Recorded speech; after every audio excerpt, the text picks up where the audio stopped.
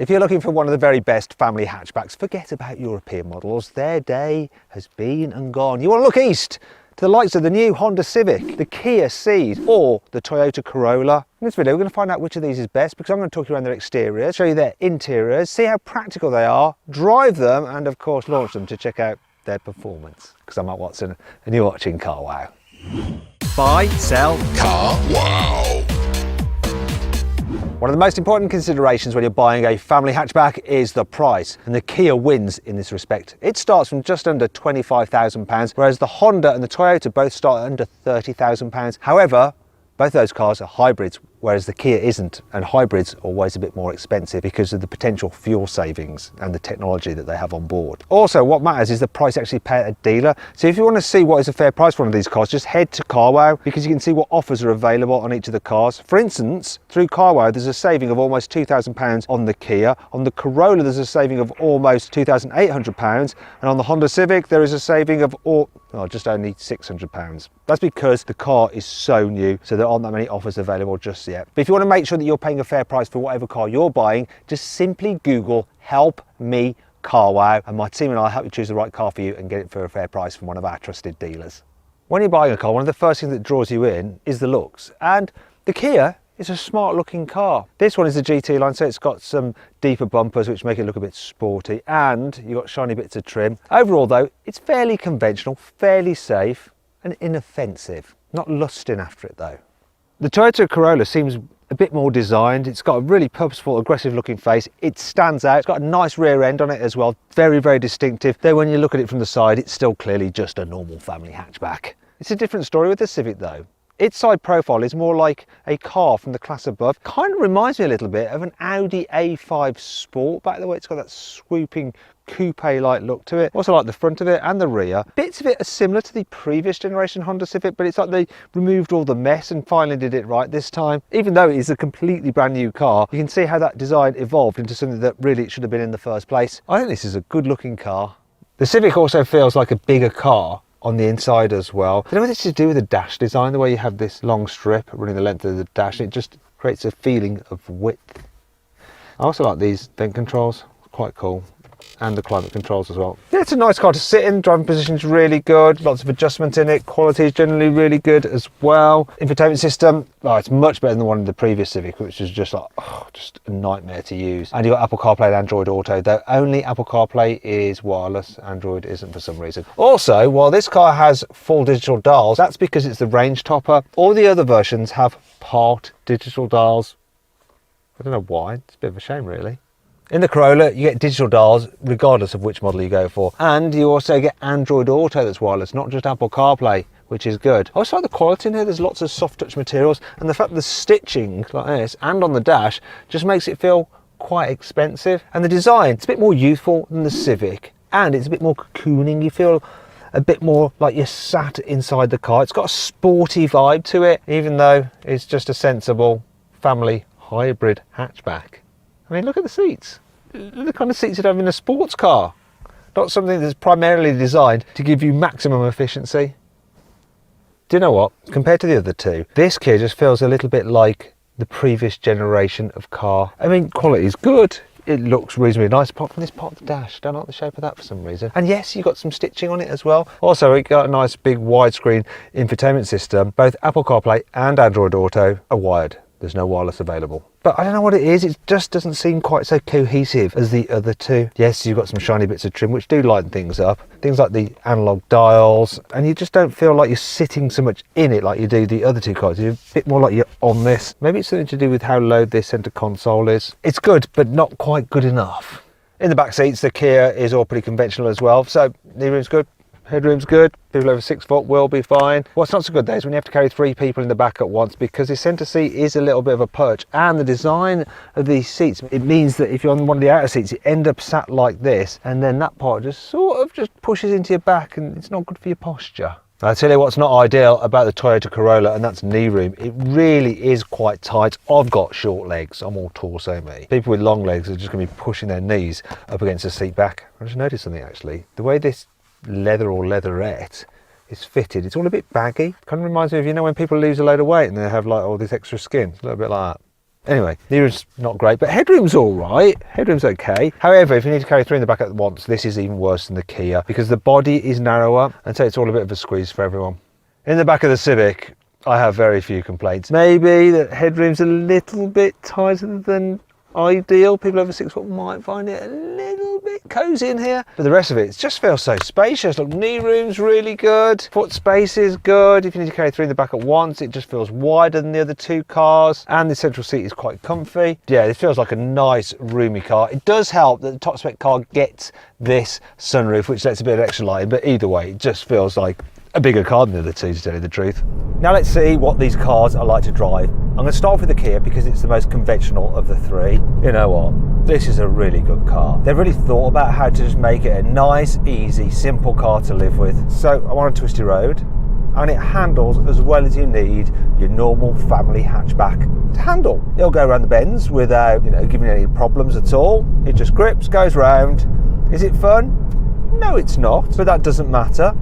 It's safe, secure, sensible, everything that you want it to be. The little engine, it won't blow your socks off, but it's peppy enough. The gear change, bit notchy, but light, easy.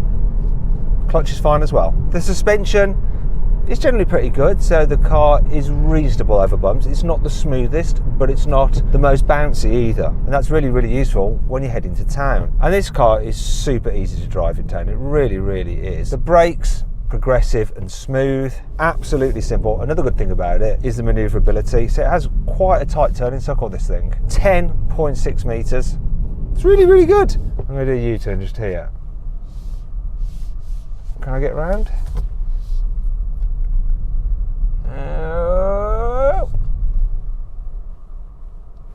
That'd be a wheel killer, but it was close. Finally then, let's see what the Kia Ceed is like on a faster road. You do notice there's quite a bit of noise from the tyres and a little bit of buffeting from around here as well. It's not the quietest car to travel in, and that can get a bit tiring over longer journeys, which is a shame really, because otherwise it's a good all-rounder. Now I've jumped into the Toyota Corolla. How does it compare? It instantly feels just a little bit more responsive than the Kia. Feel a bit more connected to the car. So I'm driving down the same twisty country road, and it seems to have a slightly sportier edge. There's not loads in it, and it's not like some sports car or hot hatch, but it just feels a bit keyed into the road a touch more. Now I'm going to go ahead and put it into sports mode, because I have sports mode on my Corolla. I'm not sure what that's doing. I think it just makes the throttle response a little snappier, but it's not that discernible. I'm impressed with how it's dealing with bumps in the road. So mid-corner over a bump, it doesn't get out of control, it just stays composed. And when you're entering town like I am now, the ride is generally pretty smooth. A little bit better than the Kia, not massively so, but just a little bit better. And so far, that's the best way to compare the 2 driving experiences. This is just a little bit better. Then it's going to have another advantage now as you get into a real slow section, and that's the fact that if I want to, I can go into EV only mode, and now everything is silent because I'm just running using the electric motor. You can't go that far on electric power alone, but you can just mooch around and do little manoeuvres, and it just makes it so much more relaxing. There is a bit of a downside though. You see, because you've got the hybrid system and you have regenerative braking, when you first press the brake pedal, it can seem a little bit grabby ever so slightly compared to the Kia, just because you're actually using the electric motor to slow down. It's kind of working in reverse to recharge the battery, and it doesn't feel quite as natural as just normal brakes. You have got normal brakes as well when you really need to stop, but there is just that little sensation at the beginning. It's a bit grabby. It's not terrible, better than a lot of other hybrids, but you do notice it as touch. The turning circle on this is 11.4 meters, so slightly more than on the Kia. I'm going to come out of sports mode actually, make the steering a bit lighter. Can I get it round in one go? There's no chance. Now with the Kia, I thought I might just make it. I was a bit worried about scraping my alloys, so I backed out of it. This one, 100% no, I'm not going to make it. Ugh, that's one thing that annoys me about this car. Massive rear pillar just creates a bit of a blind spot. Right, let's see what this is like on the motorway. First of all, overtaking a slow car in front. Pickup's pretty good. Comfy seats. It's also quieter than the Kia inside when you're travelling. Good for long distances, this. Finally then, the Civic. Let's see what it's like. Even though it hasn't really got a gearbox, you kind of think it has. Look, it changes gear, but it doesn't really. It's lies. It's faking it. I can try putting on these paddles and you sort of think they're doing something, but all they're actually doing is altering the amount of regen braking when you lift off the accelerator. It's weird. And the noise, it's digitized, this noise, it's played through the speakers, but it makes you think that you've actually got an engine that's revving like a normal engine would when it's attached to a normal gearbox. It doesn't make sense. I'll tell you what doesn't make sense either, how well this thing actually corners. It really is genuinely good fun on a twisty road. It just seems to deal with the bumps really well. This is definitely more fun to drive on a twisty road than the Corolla or the Kia Ceed, without a doubt. Just grips. And it makes a decent noise, even though it's fake and I know it's just lying to me. Now let's see what this Honda Civic is like to drive in town. First thing to note is that the visibility forwards is brilliant. Got a low dash, a nice big wide windscreen. So it also helps driving around town. The steering is reasonably light. There's no gears to think about because it's automatic. In fact, I'm just driving around on electric power alone right now, relaxing. The brakes are pretty decent actually. They don't feel too grabby, even though the first part of the braking is regen. Honda's really nailed this. One thing I can't complain about is the suspension over bumps. Really does a good job at dealing with bumps, potholes, speed humps. There is one thing though, and that's that the turning circle of 11.6 meters is slightly larger than on the Toyota Corolla and Kia Ceed. Look, I've got it up at the first stage. Supposed to turn around there, but I haven't quite got enough lock. Come on. I think that was bad driving. Let me just give it another go. I was so keen to go deep into this road so that I could at least try to make it round here, but look, absolutely no chance. I'm pretty much going straight ahead by the time I reach this curb. Oh well, that's why you learn 3-point turns, don't you, for your driving test. That's the only problem when you drive around town with this car, and it's not that bad really. Finally then, on a faster road, overtake the car in front. Here we go, revved out. There, it's like it's changed gear, and again, but it's not actually changing gear.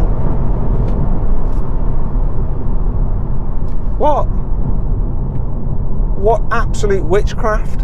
It's essentially being driven by its electric motor the whole time, yet it gives you the sensation that it's being driven by an internal combustion engine directly through a gearbox to the wheels, but it's not.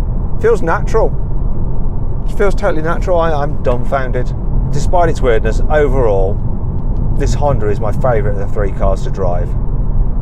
When it comes to carrying stuff, the Corolla is the least practical of these three cars. Its boot capacity is a modest 313 litres, and some of those litres are underneath this false floor. This does mean though that you'd have no load lift to lift stuff over, so you can just slide things in and out. And when you fold down the rear seats, look at this, they lie completely flat, which is good. Moving on to the Ceed, its boot capacity is a respectable 395 litres, which is pretty big. But once again, quite a lot of that space is underneath this false floor.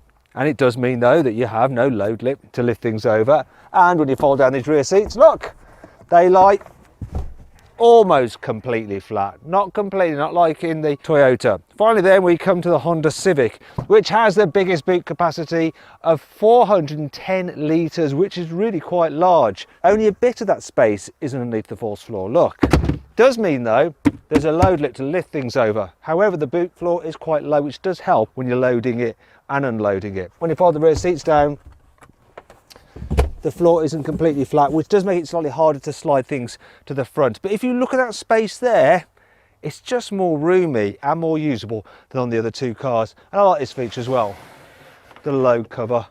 It's a really clever idea because when it's not in use, it doesn't take up much space and you can easily remove it and store it simply just in the corner there. Whereas the other two cars have big load covers which get in the way when you want to load the car up.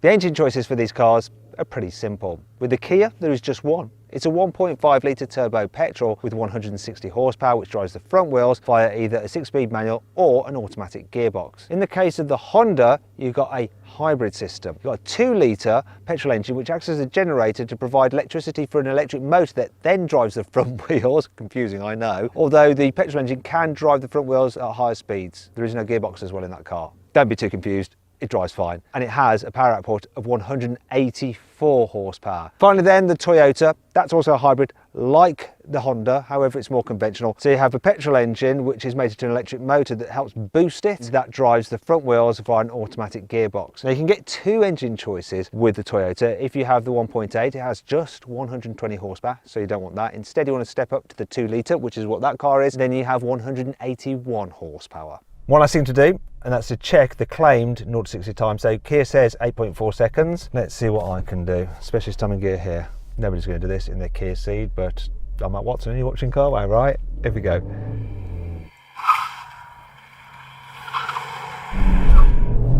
Good gear change. What we're going to do? Come on. Ooh, 8.3 seconds. That was a good launch. This Toyota Corolla 2 litres, supposed to do 0 to 60 in 7.9 seconds. I'm going to time it now. It should be easier to launch than the Kia because I don't have to do anything, it's automatic. So brake boost it a bit. Here we go. We're in full sports mode. What's it going to do? You can hear that CVT, can't you? 0 to 60 in 7.6 seconds. That's quicker than it felt. This Honda's supposed to do 0 to 60 in 8.1 seconds, but we'll find out what my specialist timing gear says now. In sports mode. Let's do it. It's so weird the way it revs like that. 6.79 seconds! The pickup, because it's just driven by an electric motor, really. Just nuts. That shocked me. Way better than I anticipated.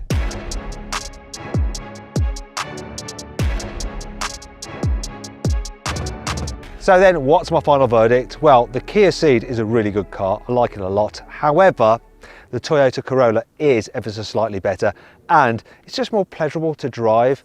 But it's not as nice to drive though as the new Honda Civic. Really surprised me this. So did the performance and how spacious it is. I like this car a lot. It's an absolutely brilliant all-round family hatchback, and that's why it wins this test. I hope you all enjoyed the video. If you did, give it a like, and if you've not done so already, make sure you subscribe to this channel. You can do that just by clicking on my face there. Click on those boxes there, you can watch some more videos. Thanks for watching.